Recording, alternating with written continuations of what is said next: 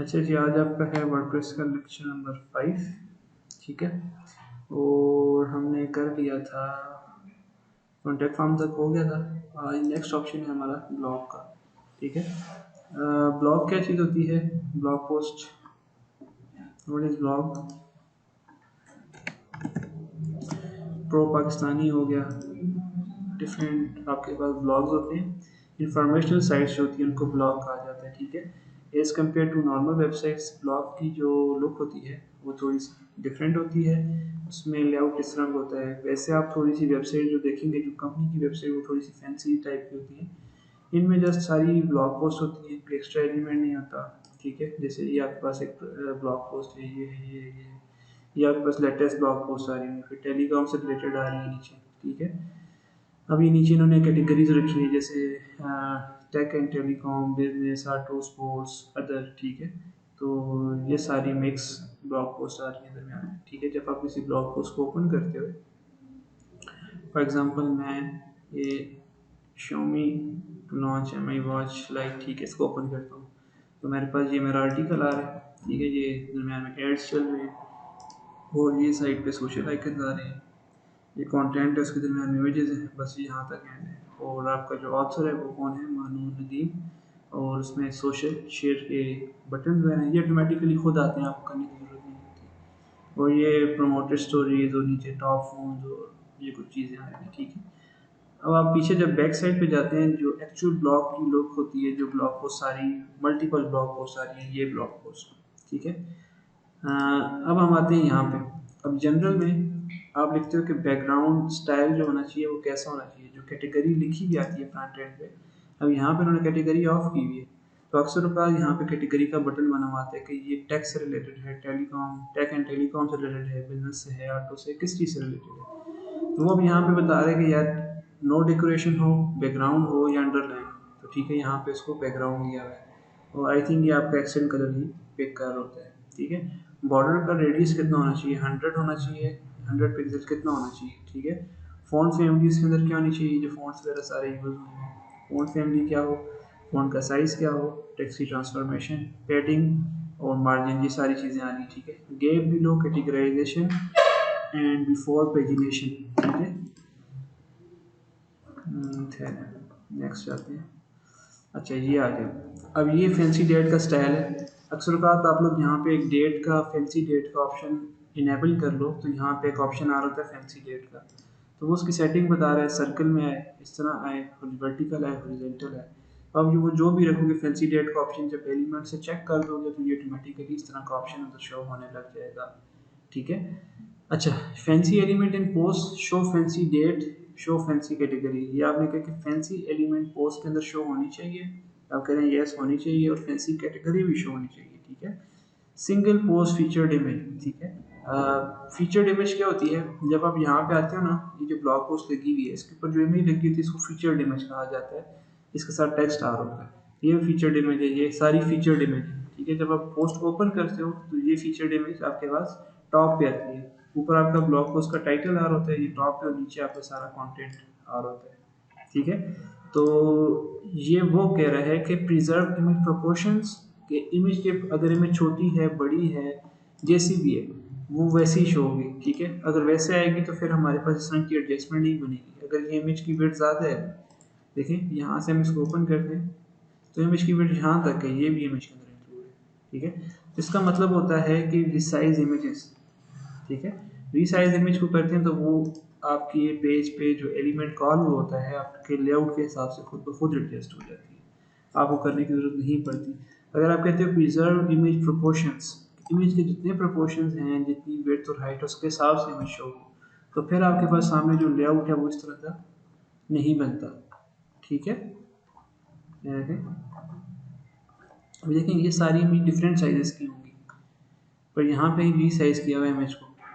ठीक है, कंटेंट के हिसाब से ये खुद रिसाइज हुई है, तो आप यहाँ से कर सकते हो। फीचर्ड इमेज की प्रोपोर्शन कितनी होनी चाहिए?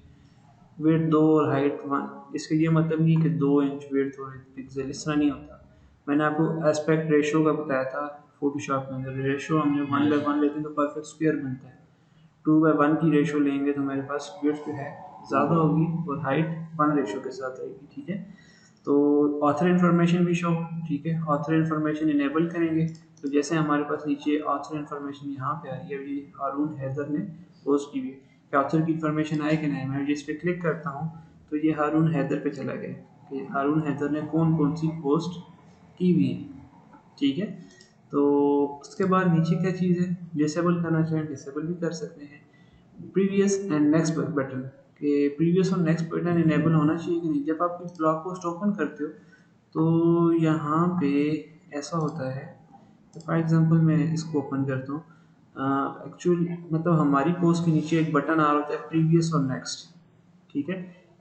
अब यहाँ पे नहीं आ रहा, यहाँ पे एक बटन बना होता है प्रीवियस नेक्स्ट, मीन्स ये अगली पोस्ट कौन सी है और इससे पिछली पोस्ट कौन सी है, तो आप ऑटोमेटिकली डायरेक्टली यहाँ से प्रीवियस और नेक्स्ट पोस्ट पे खुद ब खुद मूव करें, तो ये ऑप्शन खुद ब खुद आते हैं, आपको लाने की ज़रूरत नहीं है, ये पोस्ट के अंदर खुद ऑटोमेटिकली जनरेटेड होते हैं। आप जस्ट जो भी पोस्ट क्रिएट करते हो ऑटोमेटिकली खुद क्रिएट हो जाते हैं, नीचे कमेंट भी खुद आते हैं, शेयर बटन भी खुद आते हैं, ठीक है। तो अगला कह रहा है कि मेटा इन्फॉर्मेशन इनेबल करना चाहते हैं और डिसेबल करना चाहते हैं। मेटा इन्फॉर्मेशन के अंदर है क्या चीज़, डेट आनी चाहिए कि किस डेट को ये पोस्ट हुई है, और ऑथर का नाम आना चाहिए कि नहीं आना चाहिए, कैटेगरी आनी चाहिए कि नहीं आनी चाहिए, कमेंट आने चाहिए कि नहीं आने चाहिए, टैग्स आने चाहिए कि नहीं आने चाहिए, ठीक है। तो ये सारी चीज़ें पूछ रहा है आपसे कि ये सारी चीज़ें इनेबल होनी चाहिए कि नहीं होनी चाहिए, ठीक है। अगर क्लाइंट कहता है मुझे यहाँ पे ये ऑथर की इंफॉर्मेशन नहीं चाहिए तो हम यहाँ से जस्ट अनचेक कर दें, ठीक है। रिलेटेड पोस्ट डिसेबल करनी है, इनेबल करनी है, मैक्सिमम 6 रिलेटेड पोस्ट आ सकती हैं। अब जब आप यहाँ पे जाते हो ना नीचे, तो यहाँ पे रिलेटेड पोस्ट आ रही होती है, उससे ही रिलेटेड टेलीकॉम से रिलेटेड पोस्ट आ रही होती है, तो डायरेक्टली एकदम कमेंट्स के बाद जो पोस्ट आ रही होती है 6 या जितनी आप पोस्ट शेयर करवाना चाहते हो रिलेटेड टैग पोस्ट, वो नीचे यहाँ पे शो होने लग जाती है, तो ये ऑप्शन यहाँ पे है रिलेटेड पोस्ट शो हो ना हो, ठीक है। तो ये सारी चीज़ें ब्लॉग पोस्ट से रिलेटेड हैं, ये हम फिर भी डिस्कस करेंगे जब हम ब्लॉग पोस्ट पे आएंगे, हमारा लेक्चर उस पर होगा ब्लॉग पोस्ट पे, तो हम ये चीज़ें दोबारा देखेंगे, ठीक है। तो अभी फिर वक्त इसका एक जनरल सा ओवरव्यू ले लें, ठीक है, जैसे आपको ये पता होनी चाहिए कि ये चीज़ें यहाँ पे मौजूद हैं, ठीक है। आर्काइव्स एंड 404 पे अब आ जाते हैं। आर्काइव एंड 404 क्या होता है, ठीक है। आर्काइव टाइटल, तो 7 आर्काइव टाइटल इनेबल करना चाहते हैं, तो ये 7 का आर्काइव टाइटल आपके सामने आ रहा होगा, ठीक है। ऑथर डेट, अच्छा, जैसे अभी मैंने ऑथर पे क्लिक किया था ना, तो ऑथर की सारी पोस्ट आ रही थी, तो ये कह रहे हैं कि जब ऑथर पे क्लिक हो तो क्या कौन सा पेज ओपन होना चाहिए, डेट पे क्लिक हो तो कौन सा पेज ओपन होना चाहिए, ठीक है। ब्लॉग कैटेगरी पे क्लिक करें तो कौन सा पेज होना चाहिए open, blog tag as template उस पर क्लिक करें तो कौन सा पेज ओपन होना चाहिए, ठीक है। सर्च को छोड़ें। 404 अक्सर औक़ात आपकी वेबसाइट में कोई एरर जनरेट हो जाता है, थीम आपके पास डीएक्टिवेट हो जाता है या कोई भी मसला आ जाता है या प्लगइन इशू कर रहा होता है, तो 404 का एक एरर जनरेट होता है, ठीक है। तो 404 का जब एरर जनरेट होता है तो उसमें उस सूरत में आप कौन सा पेज एक्टिव करना चाहते हैं कि we are on maintenance mode, ठीक है। तो हम थोड़ी देर बाद आपके पास मतलब सेट कर लेंगे जो भी आप टेक्स्ट लिखना चाहते हैं वो पेज क्रिएट करके इसके साथ 404 पेज टेम्पलेट के साथ आप लोगों ने कनेक्ट कर लेना है, ठीक है। आगे आते हैं इमेज स्टाइलिंग एंड हॉवर पे। इमेज स्टाइलिंग एंड हॉवर क्या होता है कि थीम्स 7 के अपने जो थीम 7 हम लोग यूज़ कर रहे हैं,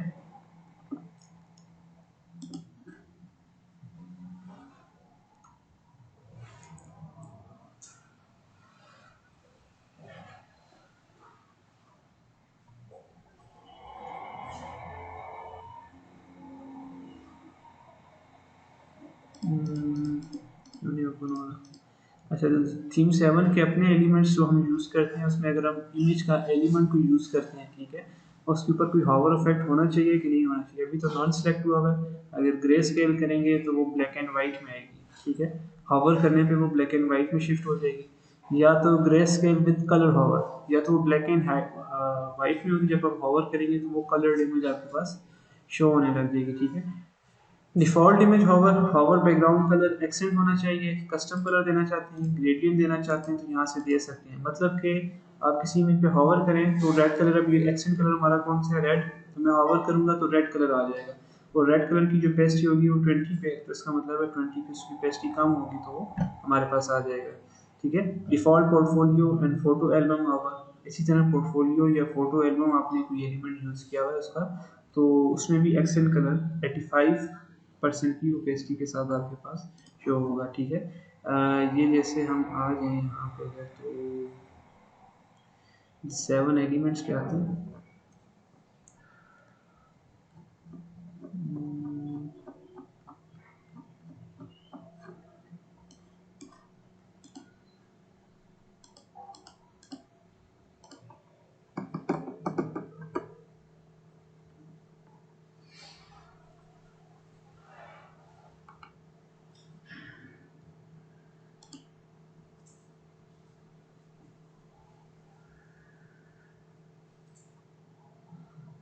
अच्छा, यहाँ पे मैं एलिमेंट्स पे आता हूँ ना, यहाँ पे मेरे पास है फोटोज़ का। ठीक है, ये सारे थीम 7 के अपने एलिमेंट्स हैं और आप इस एलिमेंट को कॉल करवा के इस तरह के स्टाइल वगैरह क्रिएट कर सकते हो।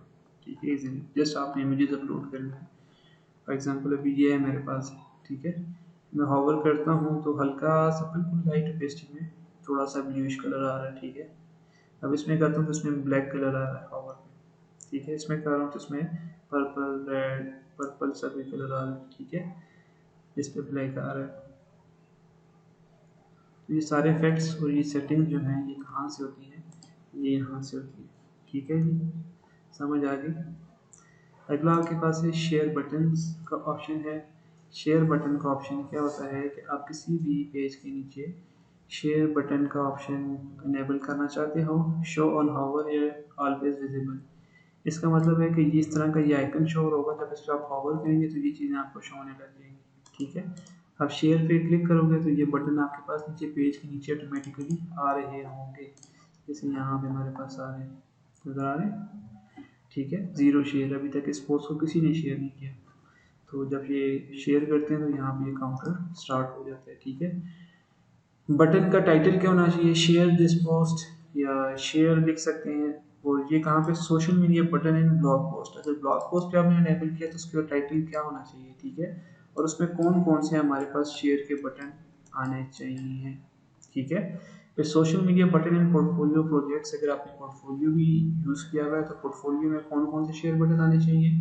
सोशल मीडिया इन मीडिया, सोशल बटन इन मीडिया फोटोज और वीडियो, फोटो और वीडियो का आपने यूज़ किया हुआ है। ठीक है, तो उसमें आपने एल्बम यूज़ की है तो उसमें आप कौन से बटन शेयर करना चाहते हो। अगर पेज यूज़ किया हुआ है, जो पेज आप लोग बनाते हो नॉर्मली, तो उसके नीचे ऑटोमेटिकली आपने शेयर का बटन शो करवाना है। अक्सर हम नहीं करवाते, अगर करवाने तो आप यहाँ से उनको उठा के ड्रैग करके यहाँ रख के इसका टाइटल चेंज करके उनको यूज़ कर सकते हो। नॉर्मली हम इनको यूज़ करते हैं सिर्फ ब्लॉग पोस्ट के लिए। ठीक हो गया। अब आते हैं नेक्स्ट, हमारे पास है विजिट एरिया। जी, पूछ रहे हैं, विजिट्स में आते हैं, विजिट्स एरिया में। ठीक है, अच्छा, जो आपके पास विजिट्स की साइड बार आ रही होती है। ठीक है, यहाँ पे हम देख लेते हैं।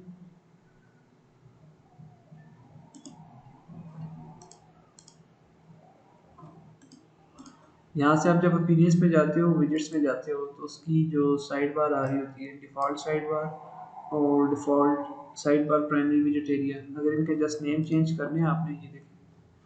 ठीक है, तो आप इनको चेंज कर सकते हैं कहाँ से, यहाँ से। ठीक है, उसके बाद आपके पास एक्सपोर्ट और इम्पोर्ट, पोर्ट का ऑप्शन जो मोस्ट इम्पॉर्टेंट ऑप्शन है। ये क्या चीज़ है, जो आप सारे थीम ऑप्शन सेट करते हो उसका यहाँ पे ये कोड जनरेट होता रहता है, नज़र आ रहा है। जस्ट एक क्लिक करो तो ये सब सिलेक्ट हो जाता है। आप कोई नई वेबसाइट बना रहे हो, आपने थीम ऑप्शन, अब हम कैसे काम करते हैं, एक दफ़ा हम काम करते हैं, थीम ऑप्शन सारे सेट होते हैं, हम नहीं पागलों की तरह रोज़ डायरेक्टरी बनाई और ये सारे थीम ऑप्शन सेट करने लगते हैं, हम इस तरह नहीं करते।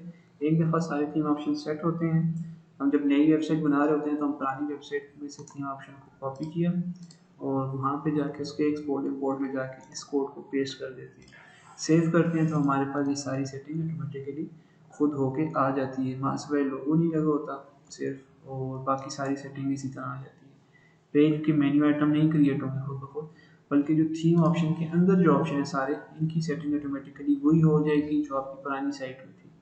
ठीक है, तो इस कोड को आप बहुत ही अच्छे तरीके से यूज़ कर सकते हो जब भी आप लोग प्रोजेक्ट्स वगैरह क्रिएट कर रहे हो। अब मैं नेक्स्ट प्रोजेक्ट में आ रहा हूँ, मुझे इस तरह की थीम ऑप्शन चाहिए, तो मैं जस्ट सिंपल वो वाले एक्सपोर्ट में कोड ऑप्शन में से इस कोड को कॉपी करूँगा और अपनी दूसरी न्यू साइट पे मैं इसको जाके पेस्ट कर दूँगा। मेरे ये ऑप्शन सारे ऑटोमेटिकली खुद ब खुद आ जाएंगे। फिर मुझे क्या करना पड़ेगा, यहाँ से जनरल अपीयरेंस में सेक्शन कलर चेंज करना पड़ेगा और लोगो चेंज करना पड़ेगा ब्रांडिंग में से। बाकी जो मुझे ज़रूरत लगेगी, जो सेटिंग मुझे चाहिए, तो मैं उस हिसाब से अपनी मर्ज़ी से कर दूँगा। ठीक है, तो इसका ये फ़ायदा है। समझ आ गई? आगे आ जाते हैं, आगे है एडवांस का ऑप्शन। और एडवांस में आपके पास जब कस्टमाइज्ड कोड्स वगैरह डालते हो, ठीक है, एडवांस सेटिंग में सबसे पहले रिस्पॉन्सिव लेआउट इनेबल करना है या डिसेबल। इनेबल होना चाहिए, लाजमी बात है। इमेज लेजी लोडिंग मीन्स कि आप किसी इमेज पे क्लिक करते हो, अगर इमेज हैवी है तो वो लेजी लोड ऐसे लोड होता रहेगा। ठीक है, इसलिए मैं आपको कह देता हूँ कि 1 MB से कम साइज़ की इमेज आप लोगों ने यूज़ करनी है वेबसाइट में। फोटोशॉप में उसको सेव और वेब करके उसका साइज़ आप लोग कम कर सकते हैं। ठीक है, तो हमेशा कम साइज़ की इमेज यूज़ करेंगे तो आपकी साइट लाइट होगी। इनेबल स्क्रॉल बिहेवियर स्मूथ और नेक्स्ट इन ब्राउज़र मीन्स कि जब भी आप लोग स्क्रॉल करें तो स्मूथ स्क्रॉल होना चाहिए। ठीक है, ये स्क्रॉल बिहेवियर जो है उसका यस भी कर सकते हो, नो भी कर सकते हो। On only on pages with parallax. अभी आपको इस चीज़ का नहीं पता पैरालेक्स क्या होता है, तो फिर वक्त पैरालेक्स को छोड़ दें। मैं देखता हूँ यहाँ कोई वो पैरालेक्स से रिलेटेड।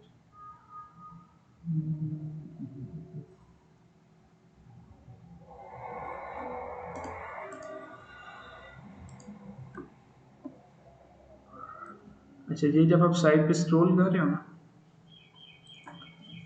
फिर भी लिखा हुआ नहीं है सामने। ये इमेज लगी हुई है पीछे बैकग्राउंड का। मैं स्क्रॉल करता हूँ तो इमेज थोड़ा सा अप एंड डाउन मूव करती है, इसको कहते हैं कि इमेज पैरालेक्स कहते हैं। पैरालेक्स वाला सेक्शन, अगर मैं नीचे भी आऊँ, यहाँ भी बैकग्राउंड पे इमेज लगी हुई है, तो मीन्स कि ये पैरालेक्स वाला सेक्शन है। ठीक है, तो पैरालेक्स अगर लगा हो तो only on pages with parallax. ठीक है, उस पर स्क्रॉल बिहेवियर है वो स्मूथ होना चाहिए। ठीक है, image fast resize can slightly reduce the page load time. अगर इमेज बहुत ज़्यादा हैवी है, इसको आप इनेबल करेंगे तो थीम 7 खुद ब खुद उसको थोड़ा बहुत उसको रिसाइज कर देगी, पेज साइज को, पेज लोड टाइम को रिड्यूस करने के लिए। ठीक है, normalize resize event on mobile devices. तो मोबाइल डिवाइसेस पे भी अगर इनेबल करेंगे तो स्क्रॉलिंग परफॉर्मेंस जो है ये मोबाइल डिवाइस पे स्मूथ रखेगी। ठीक है, SEO the 7 one graph tag, ये एसईओ वालों के लिए। ठीक है, तो इसको वैसे सारे ऑप्शन इनेबल ही रखने चाहिए, तो आप लोगों को इसमें कोई नहीं करने की ज़रूरत नहीं है। ठीक है, बाकी कस्टमाइज ऑप्शन है, यहाँ पे आपको CSS अगर आती है तो कस्टमाइज कोड आप यहाँ पे डालना चाहते हैं तो वो डाल सकते हैं आप लोग। ठीक है, कस्टमाइज कोड कैसे वर्क करते हैं, लाइक मैं इंस्पेक्ट करता हूँ इसको, मैं ब्लॉग के एलिमेंट को इंस्पेक्ट करता हूँ। मैं चाहता हूँ कि यार ये जो आपके पास टेक्स्ट लिखा है ये रेड में होना चाहिए, और मुझे फ्रंट एंड में कोई ऐसा ऑप्शन नज़र नहीं आ रहा कि मैं बैक एंड पे सॉरी थीम ऑप्शन में जिससे मैं इसको रेड कर सकूँ। मैंने इसको रेड किया और ये वाला कोड मैंने कॉपी किया है, ये मेरी क्लास है, इसको मैंने कॉपी किया, इसको मैंने यहाँ पेस्ट किया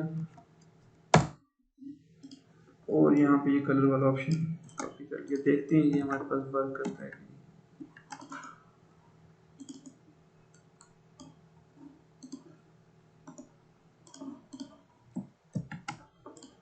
ठीक है, सेव कर दिया।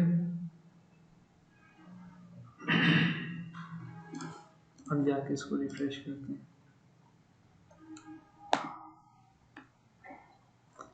देखिए रेड हो गया। ठीक है, अगर मैं इसको दोबारा यहाँ से रिमूव कर देता हूँ, सेव ऑप्शन, एंड अब मैं जाके इसको रिफ्रेश करूँगा तो ये रेड नहीं होगा। ठीक है, समझ आई इस चीज़ की।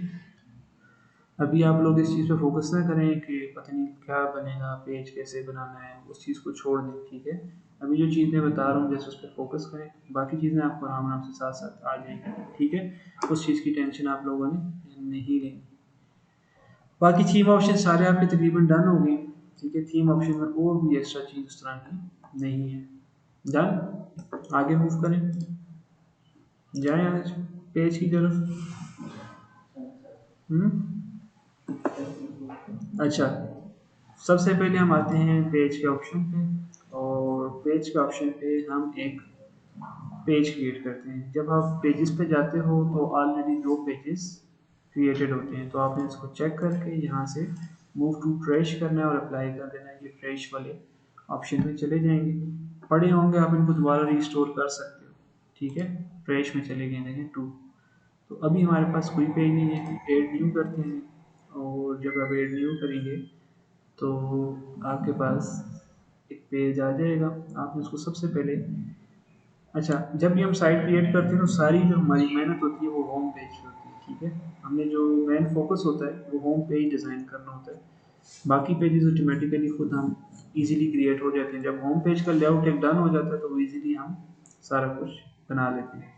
तो सबसे पहले हमने यहाँ पे टाइटल देना है होम का, और इसको पब्लिश कर देना है यहाँ से, बस सिंपल। ठीक है,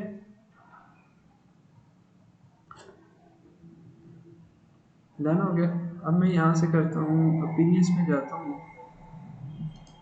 जो मैंने मेन्यू सेट किया हुआ था इसमें सैम्पल पेज में रिमूव करना है। About us services custom links, ये वर्केबल नहीं है, ये जस्ट वैसे ही एक डमी लिंक्स है। ठीक है, और मैं यहाँ से जाता हूँ मेन्यू के अंदर, और मेन्यू में मैंने क्या करना है, इसको इनवैलिड हो गया, इसको यहाँ से रिमूव कर देना है। ठीक है, अच्छा ये मैं आपको थोड़ा सा समझा दूँ। आप जब भी मेन्यू क्रिएट करते हो उसका कोई भी नाम दे देते हो। ठीक है, उसको यहाँ से मेन्यू की सेटिंग में automatically add to new top level, इसको अनचेक रखना है।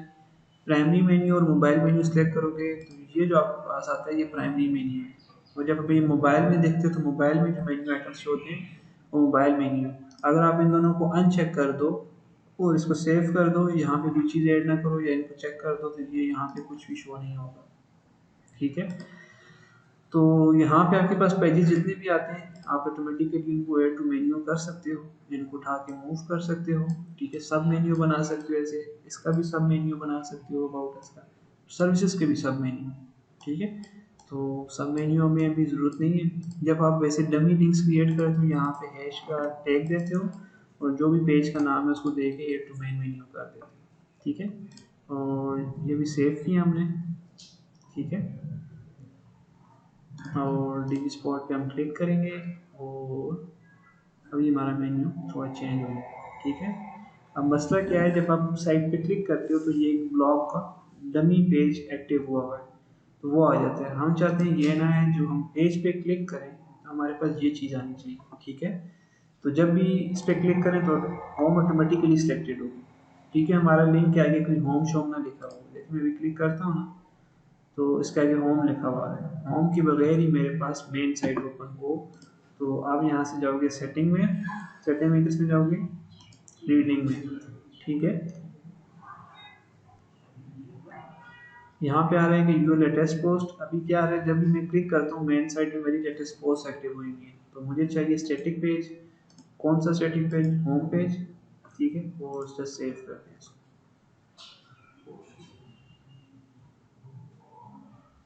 सेव हो गई।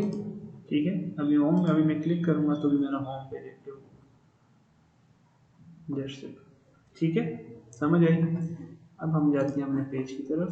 ठीक है, जब भी हम पेज क्रिएट करते हैं तो सबसे पहला काम हमने जो करना होता है, ये पेज का टाइटल रिमूव करना होता है और साइड बार रिमूव करनी होती है। ठीक है, तो यहाँ पे आएंगे, शो पेज टाइटल का ऑप्शन चेक है तब ये टाइटल आ रहा है।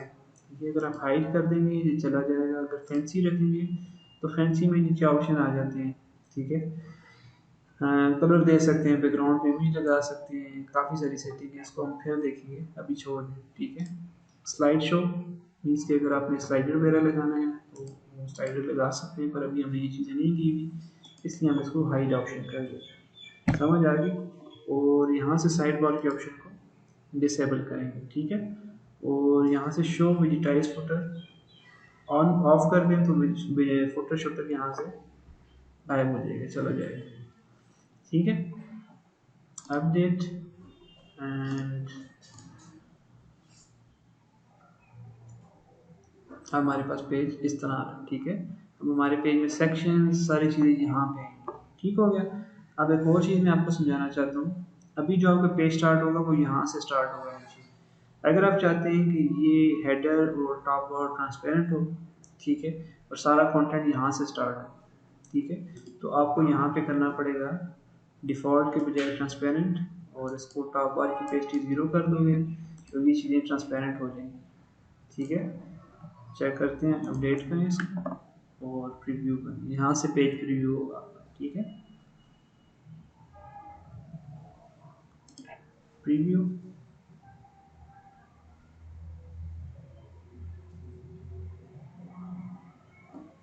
ठीक है, अभी कुछ भी नज़र नहीं आ रहा, सब कुछ ट्रांसपेरेंट है। तो मैं दोबारा डिफ़ॉल्ट पे करता हूँ और इसको अपडेट कर देता हूँ।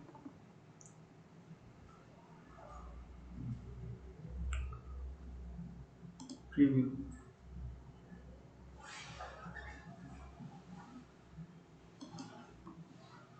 ठीक है। अच्छा, ये आपका परमा लिंक होता है जो डी स्कॉल स्टूडेंट्स पेज, अगर होम पेज एक्टिव है तो पेज के आगे कुछ नहीं आएगा। ठीक है, मेन पेज अभी प्राइम कौन सा एक्टिव है हमारा, होम, तभी आगे होम लिखा हुआ नहीं आ रहा। बाकी जो भी पेज होगा उसके आगे उसका नाम लिखा हुआ आएगा। ठीक है, तब वो आपका परमा लिंक होगा। बाकी ये चीज़ें क्या हैं, एक है बैकएंड, एक है फ्रंट एंड, ये जो सारी चीज़ें क्या हैं, ये है WP बेकरी पेज बिल्डर, जिसके अंदर हम रह के काम करेंगे। तो अभी हमने किस पे क्लिक करना है, बैकएंड पे। बैकएंड पे क्लिक किया तो हमारे पास ये ऑप्शन क्या लिखा हुआ है, you have a blank page start ending content और टेम्पलेट। ठीक है, यहाँ पे आप कंटेंट और टेम्पलेट्स वगैरह ऐड करके अपना पेज क्रिएट कर सकते हैं। ठीक है, अभी पेज में कुछ नहीं है। अब हमने क्या करना है, सबसे पहले ऐड एलिमेंट पे क्लिक करना है। जैसे ही आप ऐड एलिमेंट पे क्लिक करते हैं तो हमारे पास पॉपअप में बहुत सारे एलिमेंट्स ओपन होकर आ जाते हैं। अब इसमें सबसे पहले हम जाते हैं ऑल के अलावा कंटेंट में जाते हैं, तो कंटेंट में कुछ हमारे कंटेंट से रिलेटेड एलिमेंट हैं। सोशल में जाएंगे तो सोशल मीडिया से रिलेटेड है। स्ट्रक्चर में जाएंगे तो कुछ कस्टमाइज कोड, HTML का कोड या जावास्क्रिप्ट का कोड आपने या विजिटाइज साइड बार आपने ऐड करनी है तो उससे रिलेटेड है। वर्डप्रेस के खुद जो डिफ़ॉल्ट विजेट्स आते हैं वो भी यहाँ पे मौजूद हैं। बाय ड्रीम थीम मीन्स के बाय ड्रीम थीम दी 7 एलिमेंट के अपने एलिमेंट जो ज़ाती खुद जो उनके एलिमेंट्स हैं वो भी यहाँ पे मौजूद हैं। जो अल्टीमेट VC एड-ऑन्स जो हम यूज़ कर रहे हैं, जो थीम 7 के साथ कंपैटिबल भी हैं और जो हम यूज़ कर सकते हैं, जैसे मैंने आपको मेहरान गाड़ी की एग्जांपल दी थी। ठीक है, ऑटोमेटिक गाड़ी हो, ऑटोमेटिक गाड़ी सिंपल ऑटोमेटिक गाड़ी हो तो आप उसमें एयर बैग्स हों तो उसमें अक्सर लोग परचेज नहीं करते। ठीक है, आप चाहते हो कि यार उसमें एक एड ऑन होना चाहिए एयर बैग्स का। ठीक है, तो उसमें एक्स्ट्रा चीज़ है ना, तो वो आप क्या कर सकते हो कि वो एड ऑन उसके अंदर एक्स्ट्रा चीज़ है। अब उसके अंदर और भी कोई फीचर्स हो सकते हैं, जैसे फॉर एग्जांपल क्या फीचर हो सकते हैं भाई, बताएं जी। जैसे AC लगा होता है, AC तो होता ही है ऑटोमेटिक गाड़ियों के अंदर। ठीक है, पावर विंडो होनी चाहिए। ठीक है, ये सारे उसके एड ऑन हैं गाड़ी के। तो ऐसे ही हम अल्टीमेट VC एड ऑन का के नाम से एक प्लगइन यूज़ करते हैं जो हमारी साइट में एक्स्ट्रा एलिमेंट्स के तौर पे काम करती है।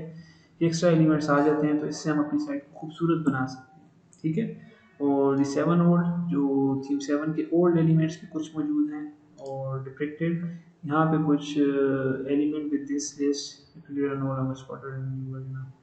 अच्छा, ये न्यू वर्जन में नहीं चलते इसलिए ये आपके पास डिप्रिकेटेड में आ रहे हैं। ठीक है, तो सबसे पहले हमें काम करना है, तो काम करने के लिए हमें एलिमेंट जो चीज़ की ज़रूरत पड़ती है वो हमें रो का एक एलिमेंट होता है, उसकी ज़रूरत पड़ती है। ये सामने आपके पास रो का एक एलिमेंट नज़र आ रहा है, क्लिक करेंगे तो आपकी रो ऐड हो जाएगी। हो गई है। अब आपने जितने भी एलिमेंट्स ऐड करने हैं वो सारे इसके अंदर ऐड करने हैं। ठीक है, ये क्लिक करेंगे, इसके अंदर सारे एलिमेंट्स ऐड करेंगे। ठीक है, इसके अंदर एक और रो भी ऐड करना चाहते हैं तो आप लोग रो ऐड कर सकते हैं। तो सबसे पहले हमें रो की सेटिंग देखनी पड़ेगी कि रो वर्क किस तरह करती है और इसमें सारे ऑप्शन किस तरह काम करते हैं। ये जो ऑप्शन है किस रो को ऊपर नीचे मूव करने के लिए आप लोग यूज़ करते हो, ये है इसके अंदर कॉलम्स क्रिएट करने के लिए यूज़ करते हो। फॉर एग्जांपल मैं 2 कॉलम्स क्रिएट करता हूँ, 1 एंड 2। साथ साथ हम साइड भी देखते हैं। अभी जैसे मेरे पास ये एक बनी हुई है, रो बनी हुई है। ठीक है, ये किस तरह बनी हुई है, ये कंप्लीट एक रो है। ठीक है, उसके अंदर मैंने एक हेडिंग डाली है, हेडिंग का एलिमेंट डाला है। ठीक है, मैं आपको जैसे समझाना चाहता हूँ कि मैं यहाँ से एक हेडिंग, ठीक है, तो मैंने एक हेडिंग लिख ली, उसके बाद नीचे लाइन भी आ रही है, तो मैं डिफाइन के लिए यहाँ पे यूज़ करूँगा सेपरेटर। ठीक है, सेपरेटर के बाद यहाँ पे नीचे दो ऑप्शन आ रहे हैं। अब मेरे पास तो दो कॉलम नीचे नहीं है, तो मैं कैसे करूँगा? तो मुझे ये ज़रूरत पड़ेगी कि मैं उसके अंदर एक और रो क्रिएट करूँ। ठीक है, उसके अंदर मैं दो कॉलम क्रिएट करूँगा। यहाँ पे मैं अपने टेस्टिमोनियल्स ऐड करूँगा और यहाँ पे मैं गैलरी में इमेजेस ऐड कर दूँगा 6 लोगोस की। ठीक है, तो मेरा ये पूरा एक सेक्शन इस तरह क्रिएट होता है। तो वर्डप्रेस में जितना भी काम होता है, WP बेकरी का जो बिल्डर है उसके अंदर सारे ऐसे ही काम होते हैं कि आप रो के अंदर कॉलम्स क्रिएट करके सारे डिज़ाइन वगैरह आप इसी तरह वेबसाइट पूरी क्रिएट करते हो। ये पूरी एक रो है, ये अगली दूसरी रो है, ये अगली रो है पूरी। ठीक है, ये सेपरेट रो है, ये सेपरेट रो है, ये एक सेपरेट रो है। ठीक है, समझ आई कि नहीं आई? तो यहाँ पे ये क्या है, अच्छा एक एक्स्ट्रा कॉलम ऐड करना चाहते हो, ठीक है, वो भी आप कर सकते हो। तो फिर वक्त हमें इसकी ज़रूरत नहीं है, इसको कैंसिल करते हैं। यहाँ पे ये क्या चीज़ें आ रही हैं, साथ साथ हम प्लगइन्स भी देखते हैं।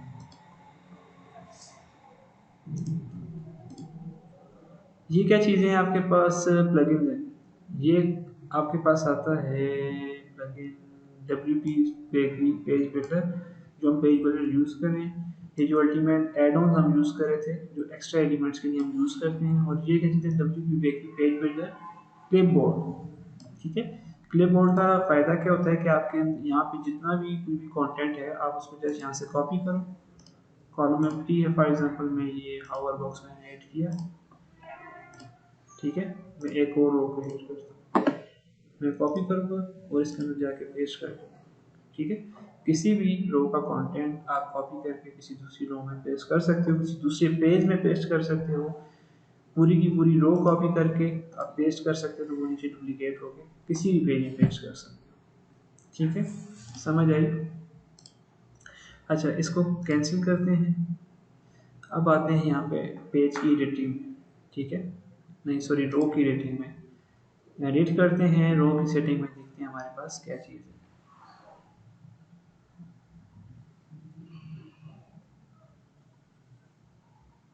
इसमें सबसे पहले एक जनरल का ऑप्शन है। सबसे पहले क्या है कि रो स्ट्रेच। ठीक है, तो जैसे ही हम इसको ओपन करते हैं, सबसे पहले डिफ़ॉल्ट का ऑप्शन सेलेक्टेड है। उसके बाद आ रहा है कि stretch row, stretch row and content, stretch row and content with no paddings.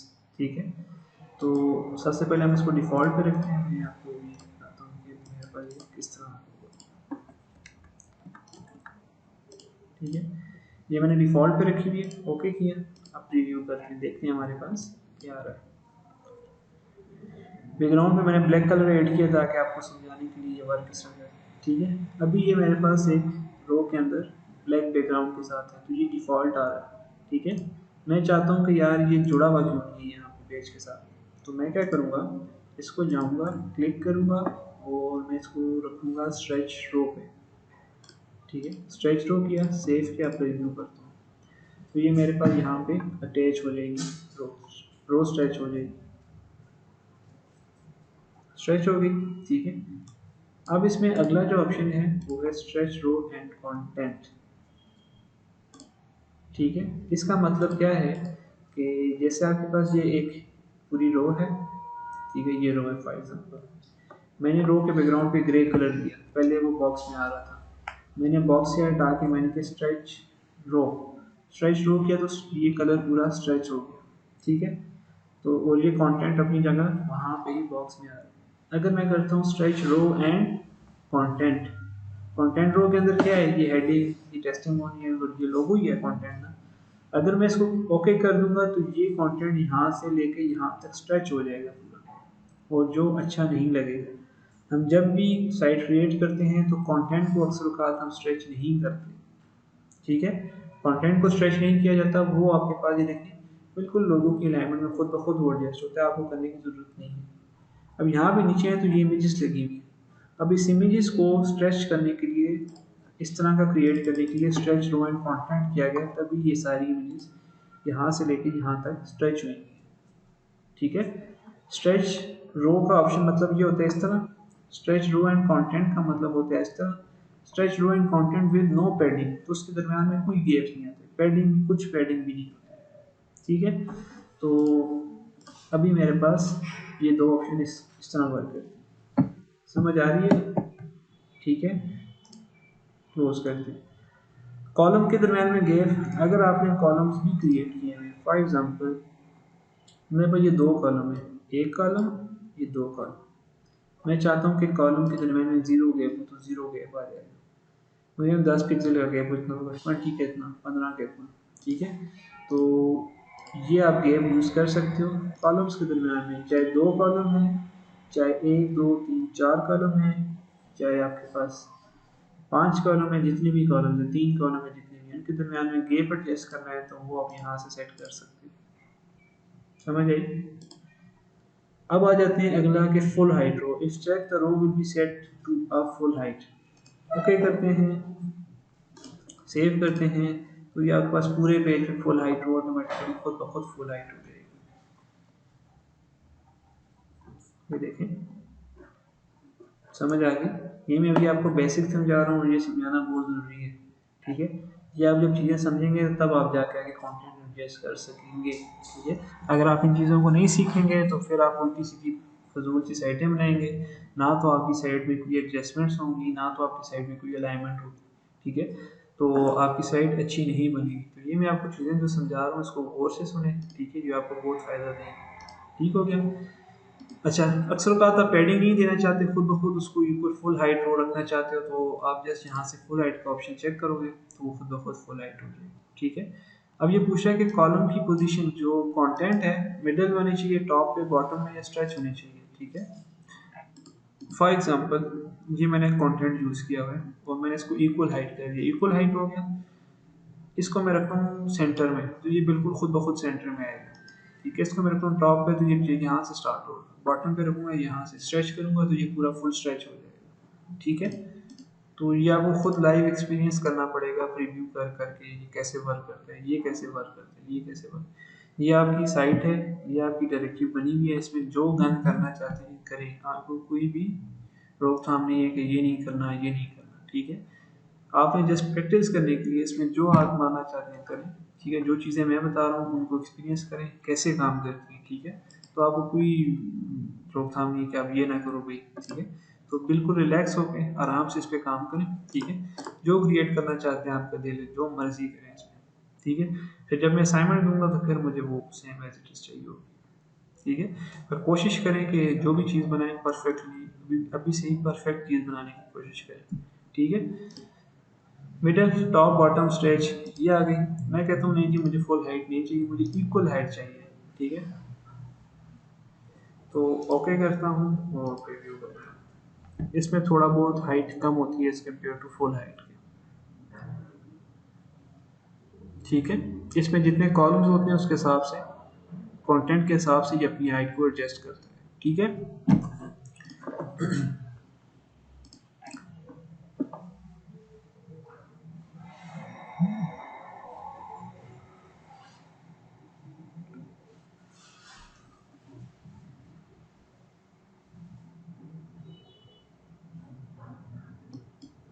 अच्छा जी, रिवर्स कॉलम्स इन आरटीएल, ठीक है, इसको छोड़ दें। ये बेसिकली जब आप कैरोसेल यूज़ करते हो ना, ऐसे टैबलेट्स वगैरह पे आप लोग साइट जब ओपन करते हो, फॉर एग्जांपल ये है मेरे पास, मैं ये कहता हूँ अभी ये है ना, जैसे मैं अभी इसको पकड़ के ड्रैग कर रहा हूँ, तो आप इसमें हाथ के साथ भी इसको ड्रैग कर सकते हैं मोबाइल में।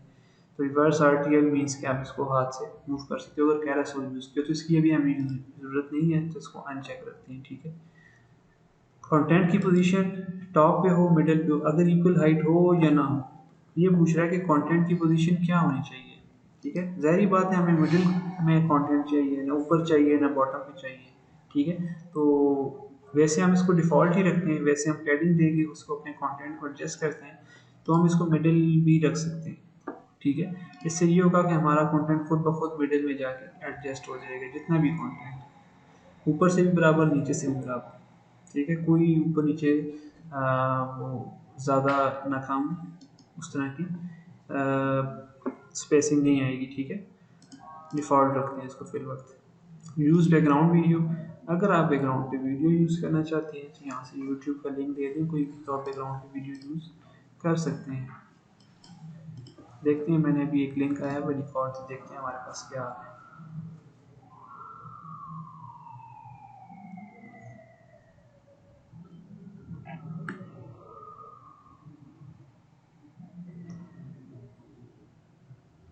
देखते हैं वीडियो प्ले होती है, लेकिन वीडियो प्ले हो रही है। अगर अभी वीडियो कम आ रही है, मैं कहता हूँ फुल हाइट करते हैं इसको, ठीक है। फिर हम जाके वीडियो को देखते हैं कि कैसी शो हो रही है। इसको फुल हाइट करते हैं और सेव करते हैं और जाके प्रीव्यू करते हैं।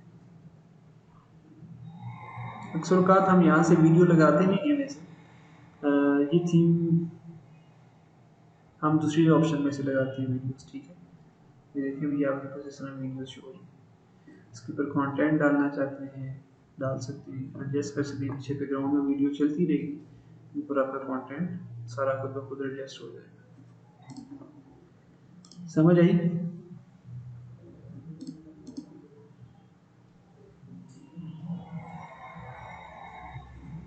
ये अभी आपको छोटी छोटी चीज़ें समझा रहा हूँ, अभी एकदम ये ना बोलेंगे ये कैसे बनाएंगे, अभी हौसला रख के बेसिक बेसिक सीखिए चीज़ें, फिर आप जाके आगे चीज़ को सही तरह क्रिएट कर सकें।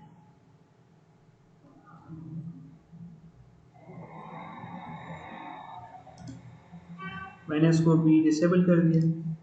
पैरेलैक्स सिंपल विद फेड, ठीक है, सिंपल रखते हैं। तो आप कोई भी इमेज बैकग्राउंड पे लगाना चाहते हैं, तो मैं यहाँ से अपने लैपटॉप में से कोई भी बैकग्राउंड पे इमेज लगा देता हूँ, ठीक है। ड्रैग करके मैं इस तरह भी ड्रॉप कर सकता हूँ, अपलोड फाइल से भी मैं सेलेक्ट कर सकता हूँ, और मीडिया लाइब्रेरी में से जाते हैं और अपनी इमेज को अपलोड होने दें। पहले इसको जैसी अपलोड होगी सेट इमेज कर दें, ठीक है। Parallel speed 1.5, enter the parallel speed ratio, default value is 1.5 and minimum कम से कम जो वैल्यू है वो 1 है, ठीक है। तो सेव करते हैं और अब जाके रिव्यू करते हैं।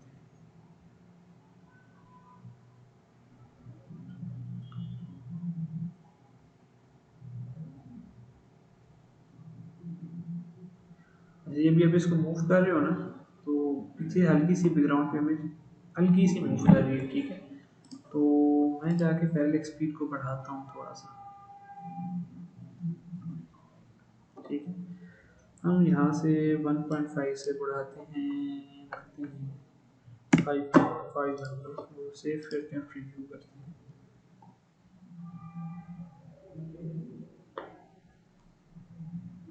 ठीक है, तो अभी इमेज बहुत ज़्यादा बड़ी हो गई है, ठीक है।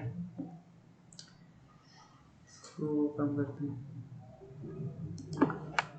इसको 1 पे रखते हैं।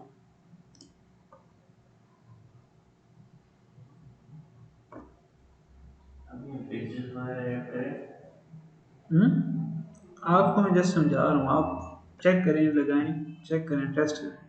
मैंने क्या टेस्ट करें, आपकी अपनी मर्जी है, जो आपको दिल में आता है वो करें, ठीक है। अब देखें 1 रखी है तो इमेज फुल आ रही है, पहले मेरे पास फुल नहीं आ रही थी, 1.5 पे थोड़ी सी बड़ी आ रही थी, और स्क्रॉल करने पे इमेज ऊपर नीचे थोड़ा बहुत मूव कर रही थी, ठीक है। तो दोबारा रो की सेटिंग में जाते हैं और सिंपल है विद फेड करते हैं, ठीक है। देखते हैं क्या फेड से क्या इफेक्ट आता है, मैंने कभी यूज़ नहीं किया विद फेड, खास इतना इफेक्ट नहीं है, ठीक है। आई थिंक जब आप साइड लोड करते हो तब वो फेड होके थोड़ी सी आती है, इतना कुछ खास इफेक्ट नहीं है। तो अभी फिलहाल नन रखते हैं, अच्छा नन रखते हैं, ठीक है। अच्छा, ये पूरी की पूरी रो को अपने अगर एनिमेशन देनी है माउंट से, ये देखिए सारी एनिमेशन आपको होता है, फेड इन डाउन, ठीक है, fade in bright, big different है, ज़ूम इन अप। तो ये पूरी की पूरी रो को एनिमेट आप लोग कर सकते हैं। अक्सर औकात एनिमेशन इतनी अच्छी लगती है, बहुत ज़्यादा अजीब सी लगती है, तो नॉर्मल रखने चाहें तो फेड इन लेफ्ट, ठीक है, ये भी बहुत ज़्यादा है। हम करते हैं स्लाइड इन लेफ्ट, ठीक है, सिंपल सी रखने हैं, और ये करते हैं, देखते हैं इफेक्ट फ़र्क पड़ा है कि नहीं।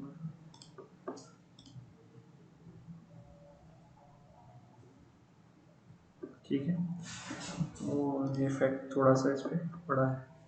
ठीक है जी। रो आईडी क्या होता है? रो आईडी का मकसद ये होता है कि अभी मैंने अपीरियंस में मेन्यू क्रिएट किया था, उसमें अबाउट अस को मैंने क्या दिया हुआ है, हैश। सर्विसेज को क्या दिया हुआ है, हैश। कॉन्टैक्ट अस को क्या दिया हुआ है, हैश के आगे मैं कोई आईडी दे दूँ, A B T, for example A B T, और वही ए बी टी में यहाँ पर लिखूँ A B T small letter में। ठीक है, सेव करता हूँ, अबाउट पे क्लिक करूंगा ना तो वो डायरेक्टली मूव करेगी। वन पेजर साइट्स अक्सर आप देखेंगे वो क्लिक करते हैं तो एकदम नीचे चली जाती है। अबाउट पे क्लिक करेंगे वो साइट नीचे उसी सेक्शन पे जाके लैंड करेगी। ठीक है, सर्विसेज पे लगते हैं कोई और रो को आप एस सी आर दे देते हैं, ये सर्विसेज की S C R I D देते हैं, वो सर्विसेज पे जाके लैंड कर रहे हैं। ठीक है, रो को डिसेबल करना चाहते हैं, जस्ट सिंपली डिसेबल करें तो ये रो डिसेबल है आपकी पेज के अंदर मौजूद है, और ये नज़र नहीं आएगी आगे, फ्रंट एंड में भी नज़र नहीं आएगी, बैक एंड में भी नज़र नहीं आएगी। ठीक है,